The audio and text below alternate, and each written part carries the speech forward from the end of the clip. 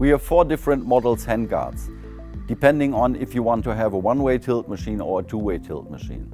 All handguard machines base on an F45, but they come with a different design. So in the front you have a nice carbon design with an LED strip. You also have an LED strip over the upper guard with some functions I will explain later. And you have some design strips left and right from the Elmo control. All handguards have the Elmo control because it's our hugest screen, and we use these for a lot of advices for the handguard. What you can't see right now, it's inside of the machine. This is the vario drive motor we have in standard on the handguard machine.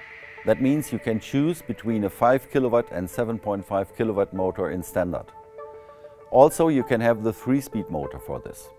All the other options you know from the F45, like the vacuum table or what you like, you can have on the handguard machine too.